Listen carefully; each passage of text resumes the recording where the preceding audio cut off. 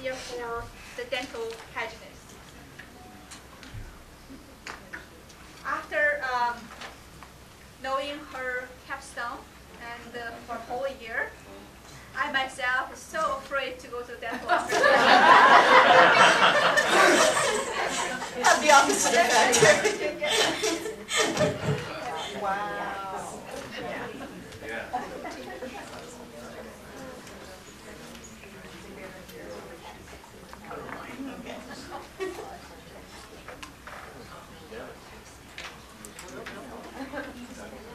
All right. I'm Beverly Saar, and I'm a dentist. And what I do is I teach dental hygienists that are learning to do local anesthesia. My capstone project is called Local Anesthesia for the Dental Hygienist, and it's a learning and review module. The problem that we found is that even though the dental hygiene students have successfully completed a local anesthesia course, when they get ready to go give their anesthesia to their clinical patients, sometimes they aren't able to demonstrate all of the relevant information that they need to know. So they need to be able to demonstrate that to their clinical instructors each time with 100% accuracy. So you think that might be kind of harsh, 100% accuracy, but it really is important for the health and safety of the clinical patients. They need to know all of the relevant information, and they need to let their clinical instructors need to know that they know it. So the solution that I came up with is a self-paced interactive software program. This was developed in Captivate, Adobe Captivate. It includes learning and review materials, quiz questions for evaluation, and the ability for the student to email or print a verification that they successfully completed the program. The learning tool itself is divided into 4 modules. Medical history, so they need to know what kind of medications a patient may be taking or what kind of conditions they may have before they administer local anesthesia.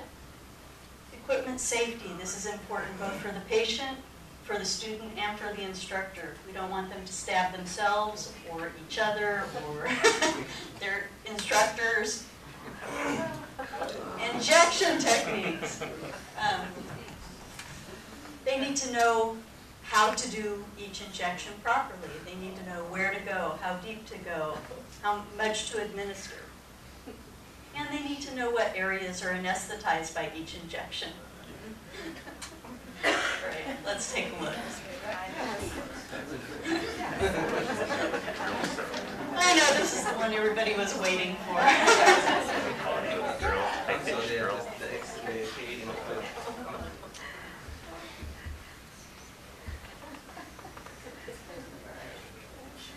So local anesthesia for the dental hygienist is 4 modules: medical history, equipment safety, areas anesthetized, and injection techniques. I'm just going to go into the first module here, medical history.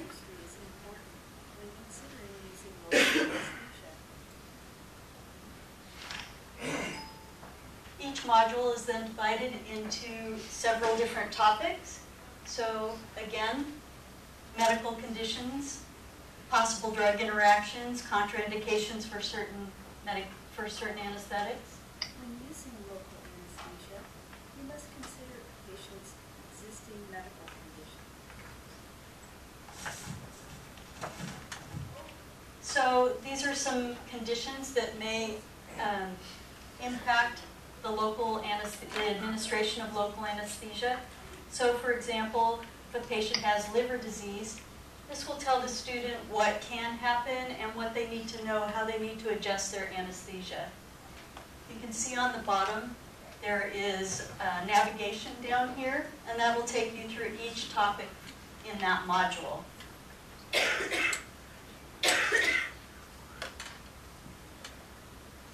Another module would include equipment safety. It is important that you handle equipment safely. This tells you what equipment you need, how to assemble it safely, how to safely disassemble it, and safe disposal of needles and cartridges. Each one of these topics has a video. If you're right-handed, you'll hold the syringe in your right hand.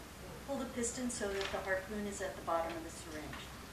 Place the cartridge in the barrel, and once the cartridge is in place your thumb in the thumb ring and push.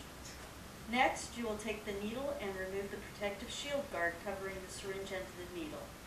Place syringe end of the needle into the rubber diaphragm and screw it onto the needle adapter of the syringe. Again, the bottom navigation takes you through the logical sequence. This is the one you've all been waiting for, injection techniques. You can start here with maxillary or mandibular injections. Click on one to start reviewing maxillary injections. So these are the injections that are generally given on the upper maxillary peak. So The posterior superior alveolar nerve block will be administered at the height of the mucobuccal fold in the concavity distal to the zygomatic buttress, distal of the second molar. you get the idea. 45 degrees. And this one not quite so gory. During local anesthesia, it is important to know what areas each injection will anesthetize. Maxillary injections anesthetize the teeth and tissues of the maxilla. Middle superior alveolar nerve block anesthetizes the maxillary premolars and the mesiobuccal root of the first molar.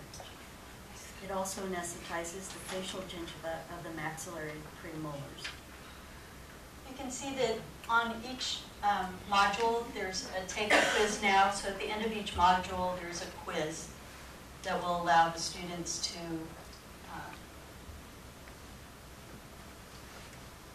evaluate their learning.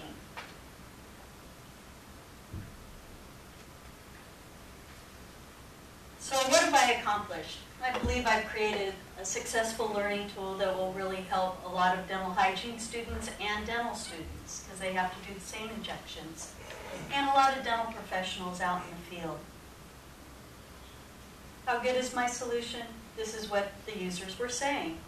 That it was clear and easy to use, that the information was presented in a clear and interesting way, that it was simple to navigate, that they liked that it was both audio and visual, and they thought it would have been very helpful while they were taking the local anesthesia course.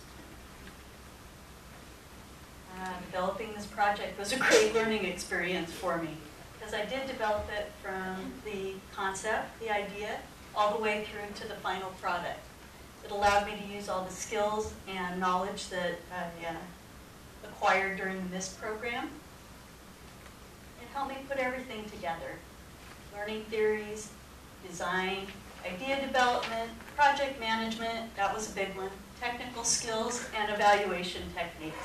So it was an overall learning experience. What is the future of my project? Well, there's a lot of possibilities that I can think of, and a big one that I'm working on right now is to develop mobile device applications, so apps for iPhone, iPad, and other tablets.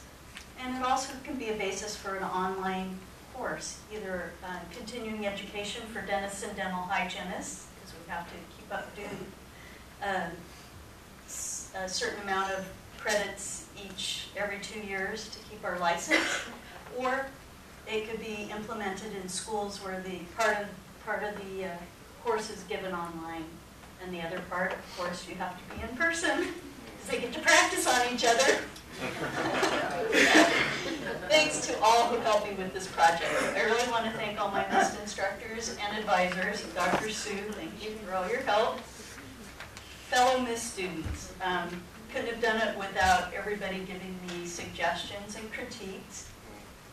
Colleagues and students, I had a lot of dental hygienists and dentists that I work with that used the program and gave me a lot of ideas. Also the students that will be using it, I had them take a look at it and I got lots of ideas from them.